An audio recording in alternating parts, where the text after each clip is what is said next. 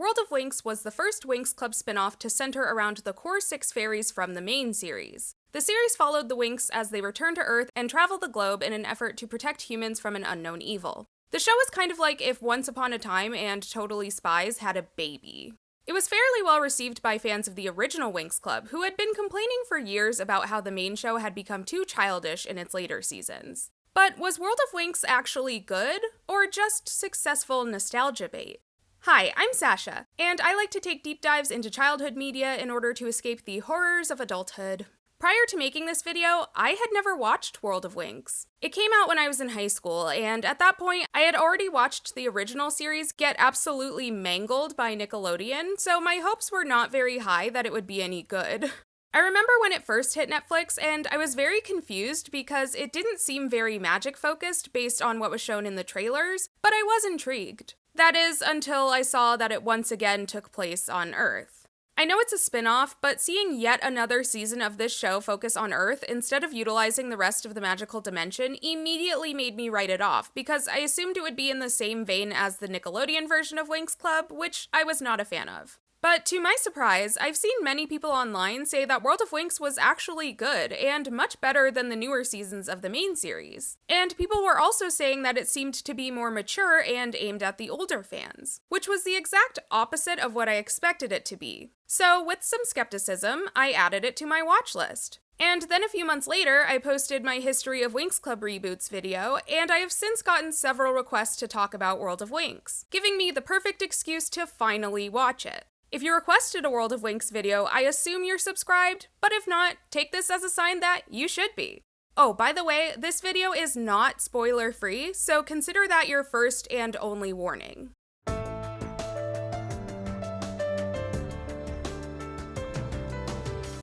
I watched both seasons of World of Winx and wrote this review portion of the video before doing any background research because I wanted to avoid any spoilers, and I didn't want to be too heavily influenced by the opinions of other fans, other than the more general reviews that I'd already seen. But before we get into any details, you know we need to talk about it, the animation style.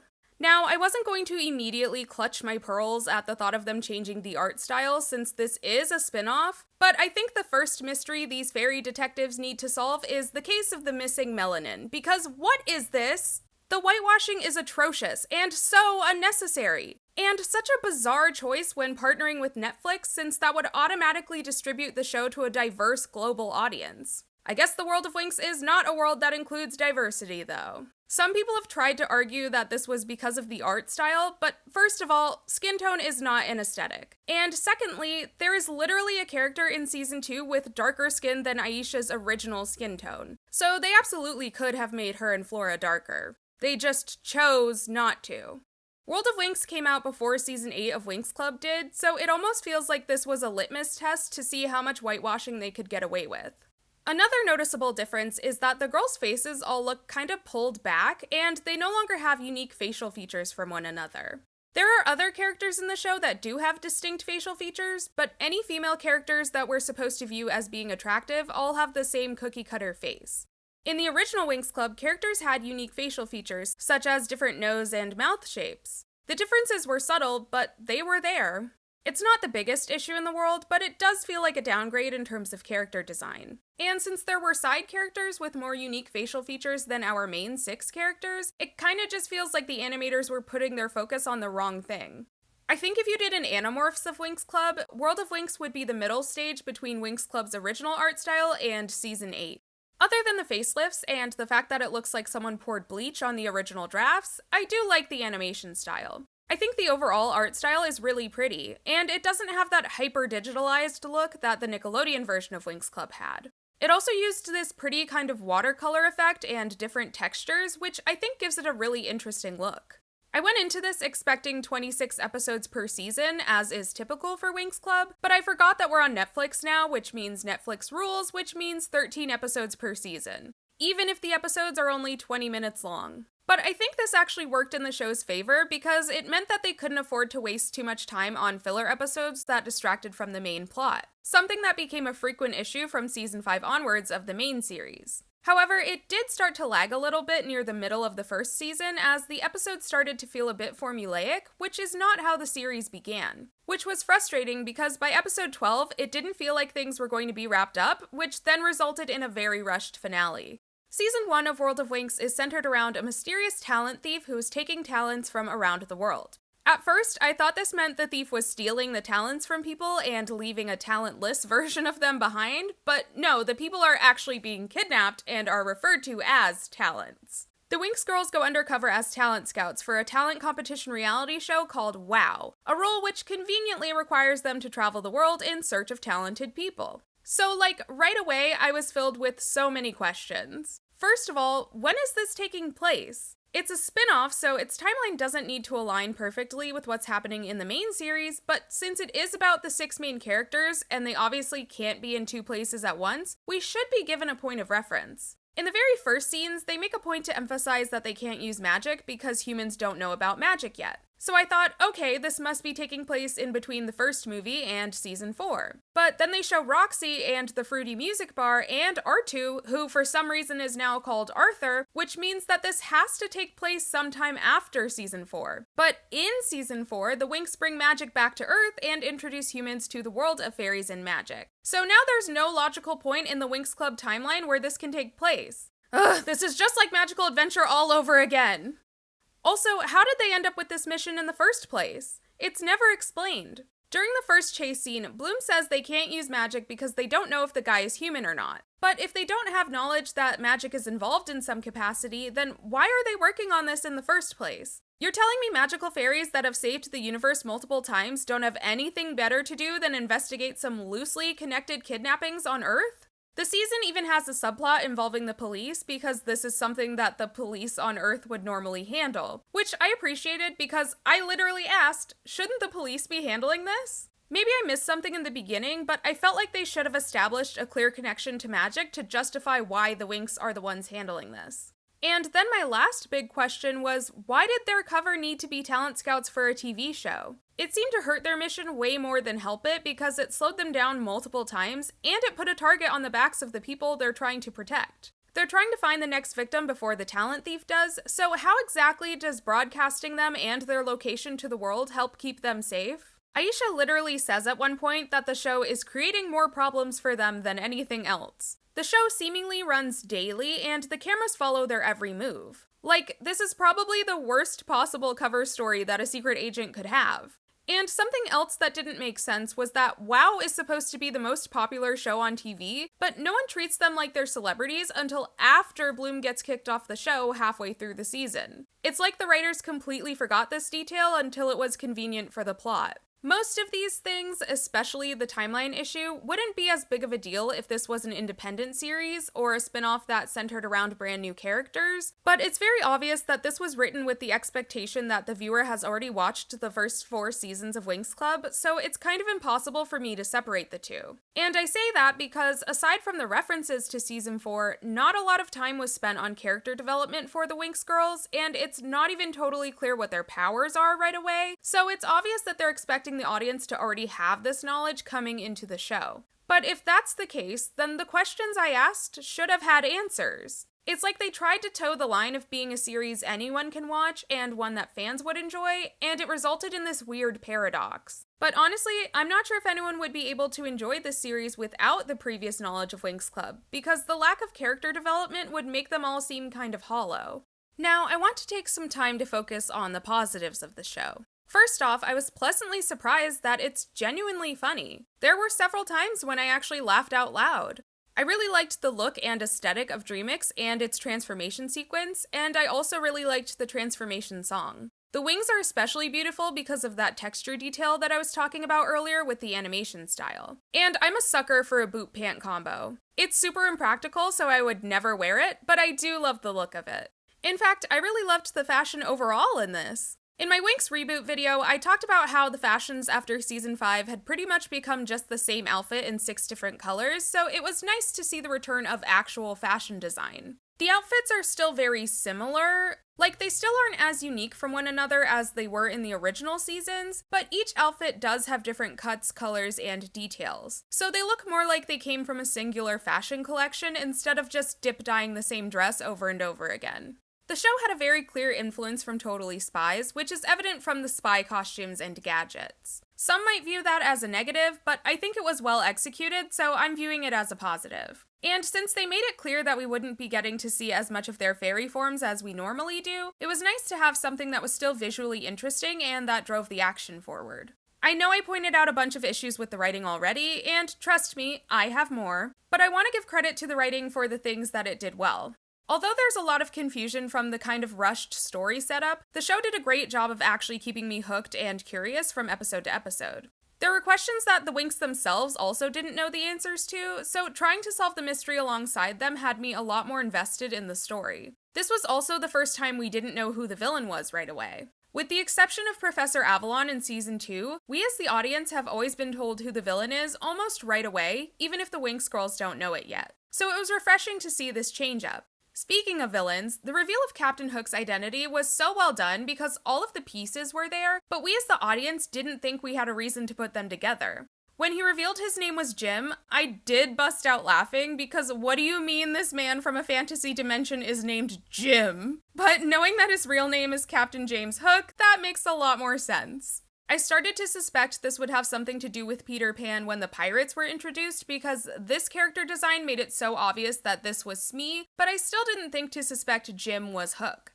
This was also the first time that the Winx had a season that didn't center around Bloom, which was very refreshing. She had her own plot going on that separated her from the rest of the girls, but it didn't feel like it was because what she was doing was more important than the rest of the group. And it didn't have her being the single most powerful member coming in to save everyone for once. In fact, I think she used her magic the least in the group. Musa and Flora got to show off some really cool features of their powers, and I think their moments of using their powers were actually the most integral to saving the day. We also got to see the return of Roxy, which was really nice because since her introduction in Season 4, every season that followed totally sidelined her, even though they all heavily took place on Earth. And I knew when they introduced Roxy that she was never going to be a permanent member of the Winx Club because the lack of experience and knowledge on her part would have slowed down the group, and it would have complicated them earning new transformations at the same rate, but I did expect her to become at least somewhat of a recurring character, whether it was during their visits to Earth or seeing her at Althea, since they spent so much time building her up. Now for the not-so-good parts. The specialists weren't in this show, which didn't bother me. I liked seeing a season that decentered romance. My problem was that they didn't do anything with this. This was a prime opportunity to explore the characters more as individuals, separate from their relationships, but we don't really get to know anything about the girls at all. The Winx pretty much just fill the roles of being the heroes of the story, and that's it. There's nothing complex about them. And I think part of the reason for this is the lack of decision-making about when exactly this story takes place. Because where the girls are developed emotionally would depend on what they've already been through. So instead of committing to something, they basically just made everyone a blank slate. Well, almost everyone. Because for some reason, they decided Aisha's default mood is angry. At first, it seemed like she was impulsive, which isn't totally out of line with her character, but then they quickly had her constantly getting into arguments with the other members for no reason. Especially Tecna. She kept giving Tecna crap for how supposedly unreliable her technology is, even though that's never been something she's done before. And narrative-wise, it didn't serve any sort of purpose. There's no big fight that results in reconciliation, and her anger doesn't get them into trouble at any point. In fact, Bloom is the one who has an angry outburst with their boss that leads to her getting fired. So there's no reason for Aisha to be like this. She's just angry all the time, even at times when no one else seems to be. If we want to be really generous, we could go with the assumption that this is taking place between seasons 4 and 5, and she's emotionally volatile because she's still grieving Naboo, but there's no clear reason for us to come to that conclusion. And as a Black person, I don't owe them generosity or the benefit of the doubt. They made her into the stereotypical angry Black woman, on top of whitewashing her. And I watched this during Black History Month, too.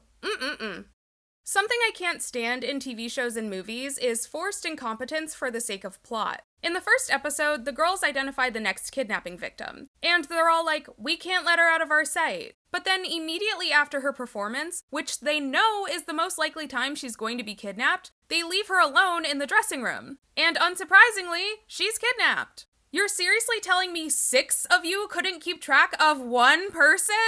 And then it happens again later with the shaman. They capture him in their van, but they can't have their human co-host see him. And instead of sending one person out to distract her, all 5 of them go outside, leaving him unattended, and he escapes. Seriously? You didn't think at least one person should stay and keep an eye on him? If someone fought him and lost, the escape would be justified, but this just makes them look like a bunch of idiots. I don't feel confident about the fate of the world being in their hands at this point. Speaking of which, they barely spent any time in the dream world, which was a bummer because they built up a brand new world only for us to barely explore it. It's not the worst thing, but it was a letdown.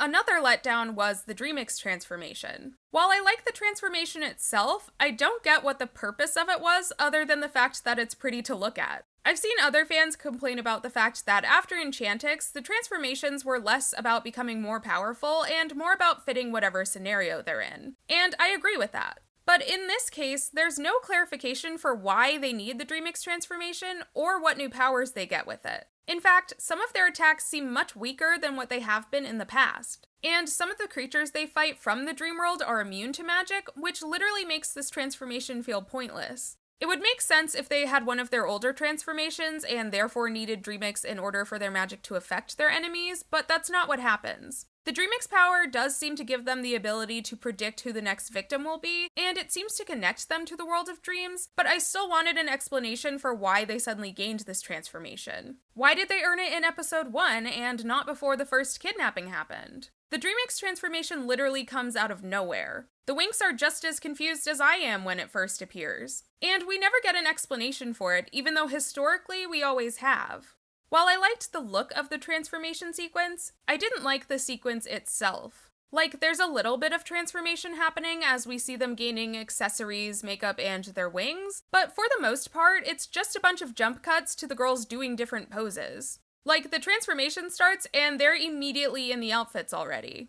One last complaint before we move on to season 2. In episode 8, they randomly introduced Bloom breaking the fourth wall by speaking directly to the audience. It felt weird because they'd never done this before, and in my opinion, if your show is going to have a fourth wall break, that should be established early on so that it's not jarring to the audience. It also didn't really add anything to the story. During these moments, Bloom is sharing her reasoning for what she's doing with the audience, but they could have just had a voiceover of her thoughts instead, and it would have served the exact same purpose. This really detracted from the writing for me because it felt like they were treating the audience like we're too stupid to understand her reasoning, which is in stark contrast to all of the other things they seem to want us to figure out on our own.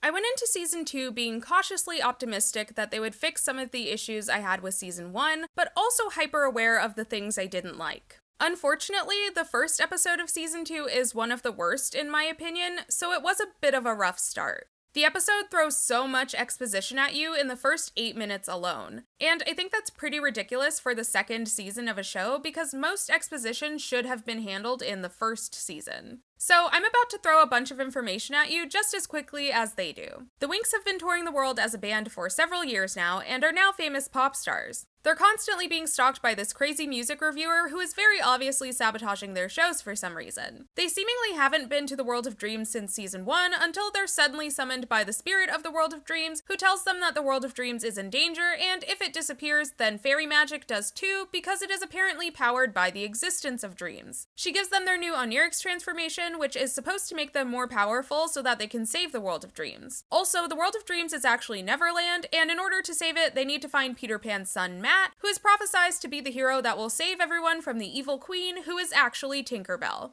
So again, I'm going to start with the positives. The first episode was kind of rough to get through because it was a lot to take in, but overall, I found the season to be really good. The pacing was more consistent, the writing felt a lot more intentional throughout the season, and they improved on a lot of the issues that I had with the first season. There was no more forced incompetence, no more random fourth wall breaks from Bloom, and we got to spend much more time in the dream world. I also appreciated that Onirix actually had an explanation this time around. And every time they transform, it seems to automatically transport them to the dream world, which not only explained what its purpose is, but it also helps justify why the girls never transform when they're on Earth, even in situations where it would normally make sense to do so. Something that they also did well in Season 1 that I think they did even better in Season 2 was the use of setups and payoffs. Like, the subplot with the music critic was something I found to be annoying throughout most of the season because it felt so unimportant, but there's a big reveal at the end that shows why they kept focusing on this, and that made me appreciate it a lot more. I liked seeing the return of characters from the first season, but unfortunately, Roxy seems to have disappeared off the face of the earth. I should have known it was too good to last. What was the point of introducing her if she wasn't going to be relevant after the first season? Especially since her existence is what makes the timeline so confusing in the first place. We get to see more really cool displays of the girls' powers, this time from Stella, Tekna, and Aisha. I think the ways that the girls use their powers is one of the most interesting aspects of this show. It's more in line with what I expected their powers to be like after they became guardian fairies and expanded their abilities. This season had a very clear anime inspiration, which I loved because that was the inspiration for the original Winx Club. I especially noticed it with the Nemesis plotline, which was so Sailor Moon coded. And they did not have to go that hard with the design for the Nemesis characters, but I'm so glad that they did. And now for my critiques of Season 2. There were several inconsistencies, both with the characters and the plot. The evil queen is suddenly able to speak, even though they explicitly stated in the first season that she couldn't speak until she had stolen Annabelle's voice. And this is never explained. And it's one thing to not be consistent with the main Winx canon. I get not everyone is going to be as bothered by that as I am, but the show isn't even consistent with itself, and I find that very frustrating. This was a detail that they didn't need to mention, but they chose to, and then backtracked on it with no explanation. When the girls gain their Onirix power, they're told it's because they answered the spirit's distress call, but no, they didn't. They were literally just standing around. And this could have easily been fixed by just having them hear the sound of someone calling for help and then transforming. While there were a lot of good setups and payoffs throughout the series, there were a lot of moments like this where it kind of felt like someone sat down, wrote the whole season, came up with more ideas as they went, and then just never went back to edit what they had written beforehand so that it all matched up.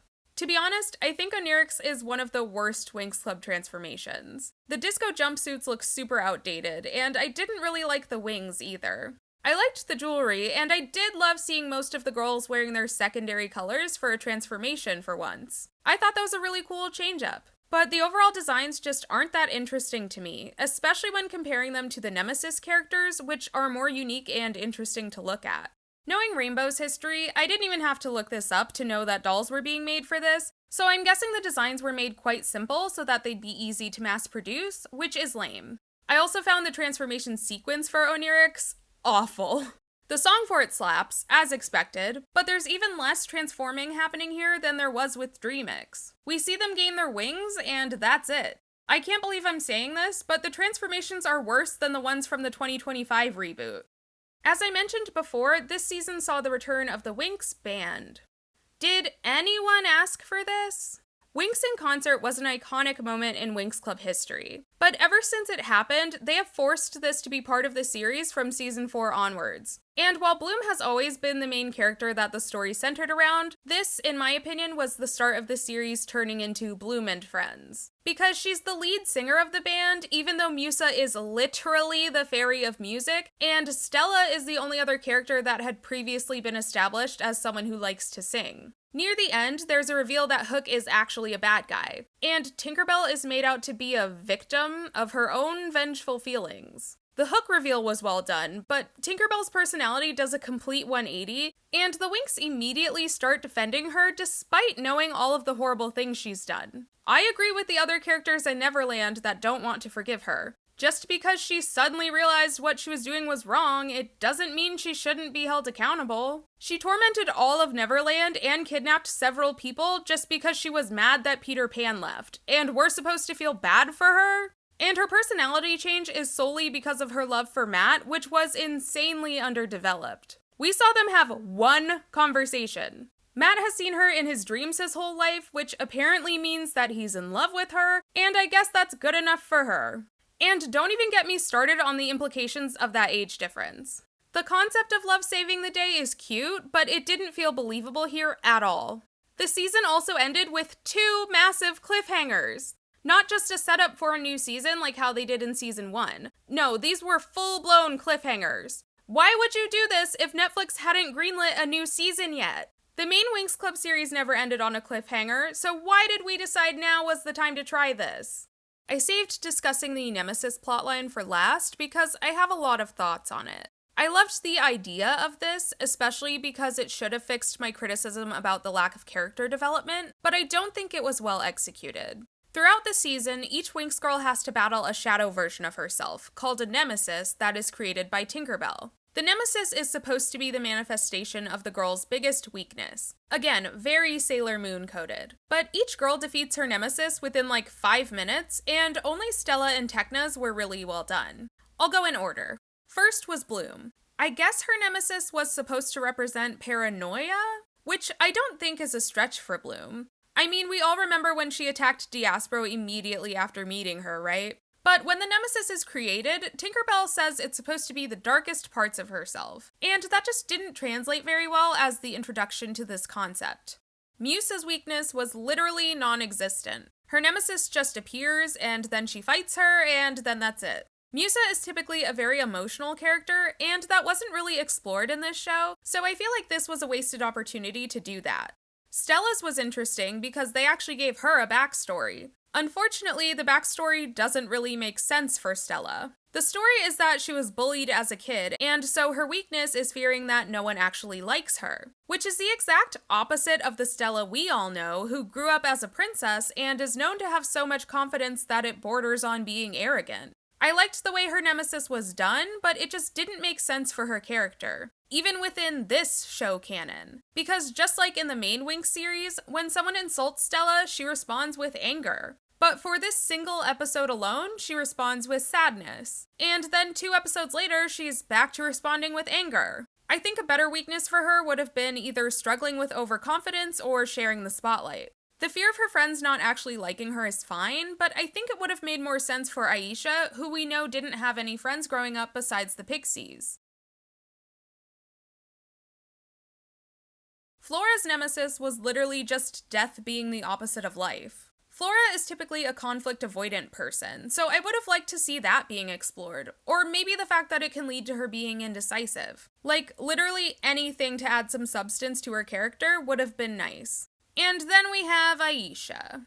Up until they introduced Matt, Aisha had been a lot more normal this season, and I thought they had fixed the offensive way that they had written her character. But then Matt comes along, and suddenly she's back to being angry all the time. With her Nemesis, they do clarify that her personality is in fact supposed to be impatient and impulsive, but neither of those things automatically equate to being angry, and there were better ways to showcase them. Aisha can be impulsive, but historically she's primarily exhibited this behavior in situations where a loved one is in danger, such as trying to save the Pixies, or standing up to Veltor alone when trying to protect her home planet. The impatience just doesn't work for me, though. We're talking about the woman who earned her enchantix by giving up her vision in order to save someone else because they were running out of daylight. We're talking about the woman who spent over a decade growing up alone in a castle while training to become a queen. And what really irritated me about this is that she defeats her Nemesis by exhibiting patience, but then she goes right back to being easily angered within the same episode. They have her getting angry at being called an assistant when it's literally their cover. If there's no character growth happening, then the whole Nemesis plotline is literally pointless. They seemed to have finally perfected the formula with Tecna's Nemesis.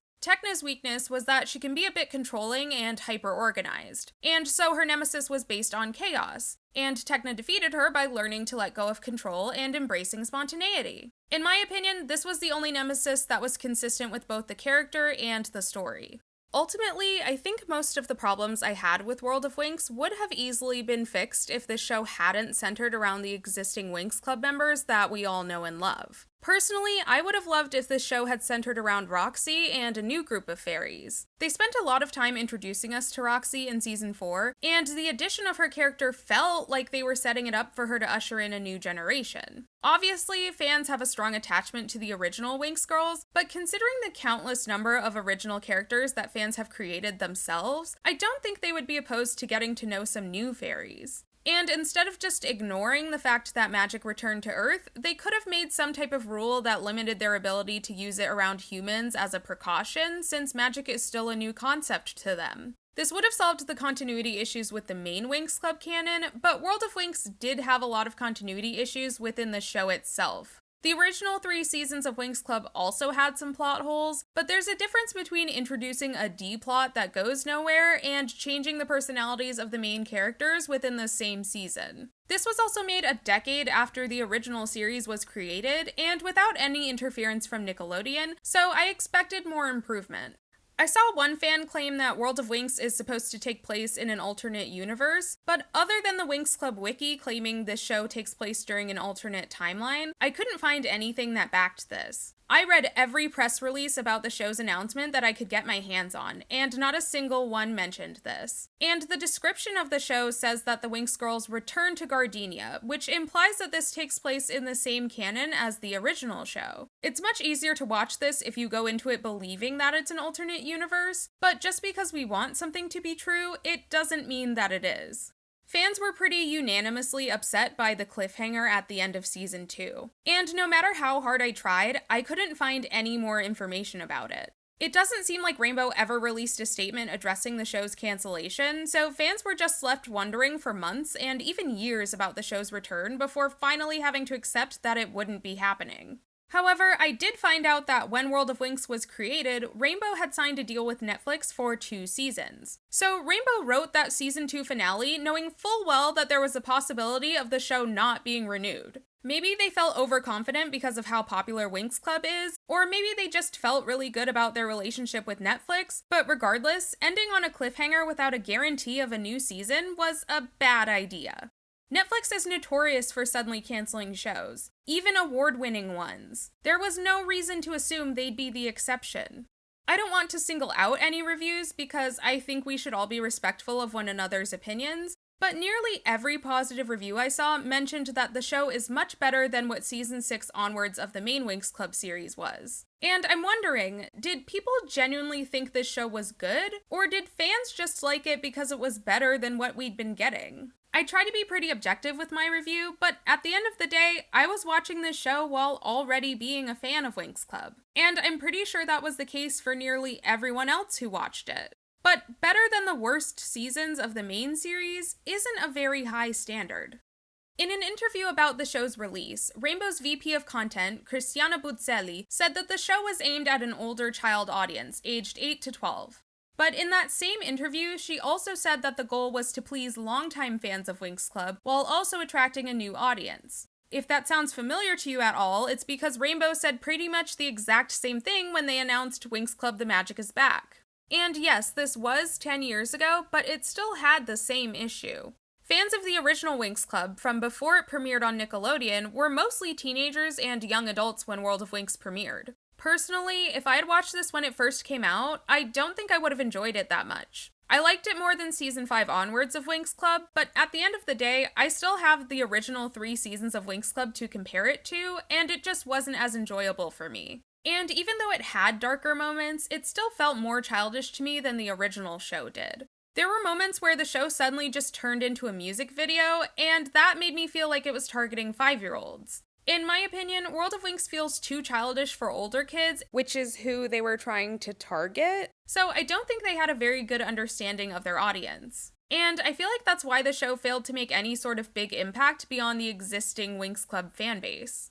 I won't lie, after watching World of Winx, I was surprised to see that the majority of reviews were positive. I expected more mixed reactions. But World of Winx had the benefit of coming out before the internet got into the habit of hating everything, and also before its fans had been bombarded with countless reboots of other childhood franchises and could see through Rainbow's obvious greed. To be honest, if World of Winx had come out today, I think fans would probably react to it in a similar way to how they reacted to Winx Club The Magic is Back. I see why older fans like World of Winx because the girls actually feel like adults again. And aside from the continuity errors, for the most part, the writing actually treats the audience like we have brains. So it wasn't just mindless slop. To me, it felt like World of Winx is what Season 5 onwards of Winx Club would have been like if Rainbow had never partnered with Nickelodeon. And if that had been the case, then I think it would have generally been positively received by fans, similar to how Season 4 was, but it inevitably still would have had the problem of expanding a storyline for a show that was meant to have a 3-season arc. As the years have gone by, fans have returned to Season 4 and pointed out a lot of flaws with it that they didn't originally notice, such as the girls having a major reduction in maturity levels for the sake of plot, and I think that would have been the case here as well. Sometimes it truly is better to deal with the sadness that comes with something ending than it is to force the continuation of it until it becomes a shell of what it used to be. But at the end of the day, this is all in good fun. If you liked World of Winx, then good for you. I'm not here to yuck someone's yum. But I didn't like this series as much as I had hoped I would. I liked it more than I thought I would, but it still didn't wow me. If you're having a cozy day in and you want to watch something new but low commitment, then I'd say this is a decent choice. But unless you're a die-hard Winx Club fan who really wants some type of new content besides the reboot, I don't think you're really missing out if you don't watch this, especially since it doesn't really have an ending.